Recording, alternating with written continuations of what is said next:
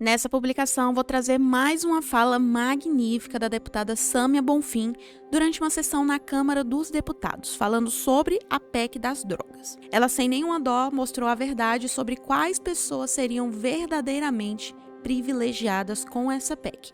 E você achou que não ia ter bolsonaristas envolvidos? Vem cá que eu vou te mostrar que vai ter sim. Mas antes de mostrar o vídeo, peço para que você se inscreva no nosso canal, curta, comenta e compartilhe o nosso conteúdo, tá bom? Deixa aí a sua opinião, porque ela é muito importante pra gente.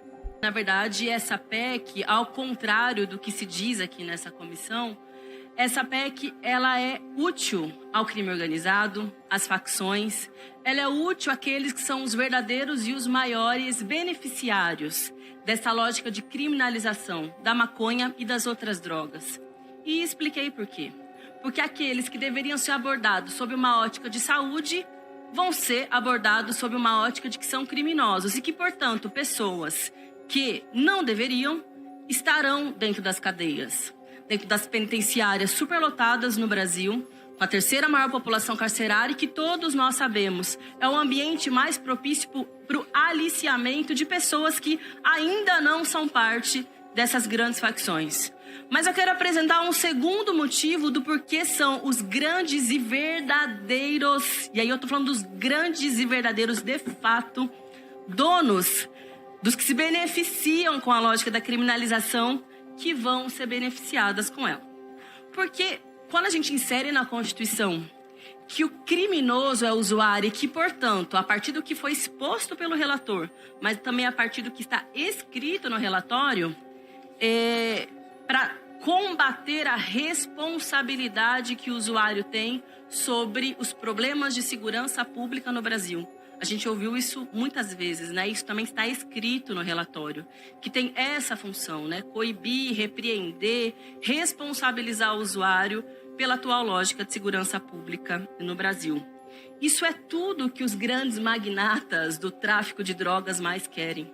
É que o Estado brasileiro despenda as suas energias, a sua arma, o seu dinheiro, os seus profissionais de segurança pública, toda a sua atenção para o criminoso, porque só assim os primos das Damares, os Zezé Perrelas que existem por aí, não são os únicos, os senadores Jorge Seifes, onde foi encontrado haxixe primeiro um ano no caminhão da empresa da família dele e no ano seguinte toneladas de maconha no depósito também da empresa de transporte dele. E tantos outros conhecidos ou anônimos que estão nos verdadeiros palácios de poder, que é quem de fato lucra com a lógica do tráfico de drogas no Brasil. Não é sobre eles que a atenção da população brasileira e do Estado brasileiro estará voltado. Ora, se resolveu o problema de segurança pública no Brasil, não é mesmo? Prendeu o criminoso, não mais aquele que é o responsável pelo grande giro bilionário do tráfico de drogas no Brasil. Esses vão continuar com o seu poder intacto dentro dos seus gabinetes e com pessoas que inclusive estão infiltradas em uma série de instituições brasileiras para manter essa lógica de que o preso é o pequeno, é o usuário. E geralmente hoje, ainda que não seja crime o uso de drogas, mas é identificado como traficante quem? O jovem negro, morador da periferia, aquele que não tem direito de defesa, que tem como único testemunho o policial que fez a apreensão? Ou quem vai ser criminalizado? Essa pessoa? Esse rico que está se escondendo no gabinete?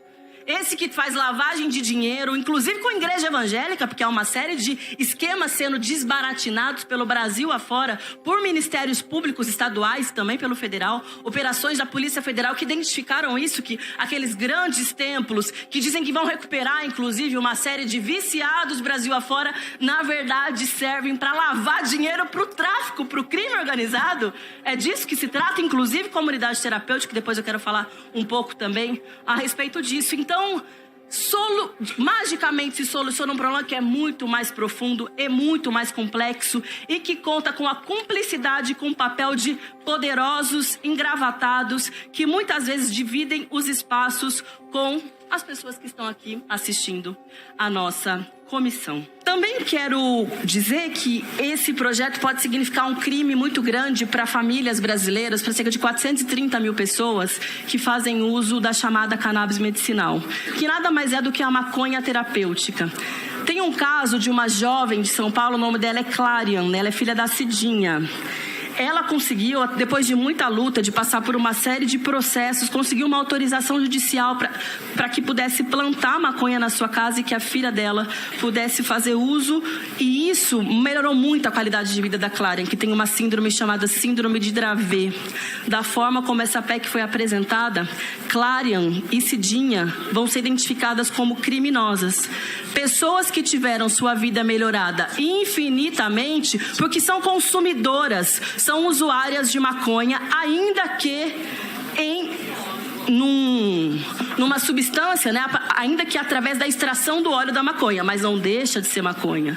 Planta na sua própria casa, por autorização judicial. E a Clarian hoje, ela tem uma série de sequelas, fruto das convulsões que ela sofreu ao longo da sua vida, fruto da proibição. Porque se ela tivesse tido acesso antes à possibilidade da utilização da maconha, ela teria uma vida completamente diferente, sem a menor dúvida. Queria dizer também, para aqueles que se preocupam, isso também está escrito no relatório, com as consequências dos crimes que são cometidos para que se possa usar a maconha no Brasil, ou seja, furto, roubo, etc. Bom, isso acontece. Elas cometem furtos. Essa é a realidade, sobretudo num sistema em que tem muita gente que não tem dinheiro no Brasil.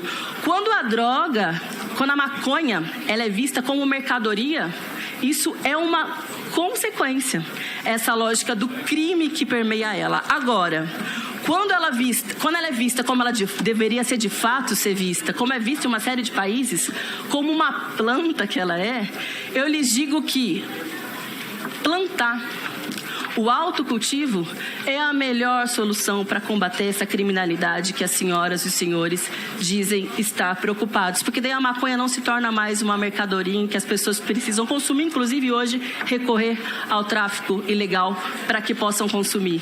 Mas ela vai se tornar uma planta sem nenhum tipo de aditivo, que vai possibilitar o tratamento de uma série de doenças e vai acabar com essa lógica do tráfico que, como eu disse, só serve para alimentar os grandes barões que lucram muito dinheiro sobre a miséria e sobre a dor de muitas e muitas famílias. Aqui no tempo que pela Fiocruz, no ano de 2009, identificou que 5 milhões de brasileiros já tinham feito uso de alguma substância, quero dizer que vai faltar cadeia para colocar todo mundo. Mas é que a gente sabe que não é na cadeia que eles querem colocar todo mundo. E aí é o centro da questão, que foi revelado, né, não diretamente, mas implicitamente por alguns parlamentares.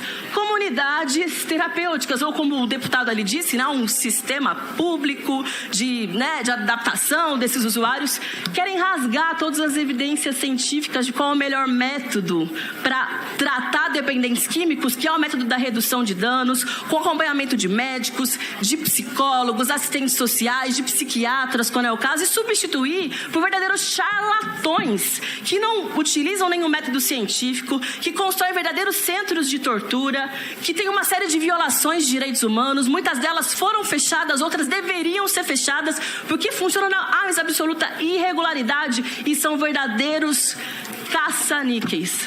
São espaços onde eles lucram com o sofrimento e com a dor das pessoas, vendendo o tratamento. Mas não tem nenhum tipo de transparência, inclusive, dos recursos SUAS, fortalecer o SUS, os tratamentos que são reconhecidos e adequados para tratar a adicção no nosso país.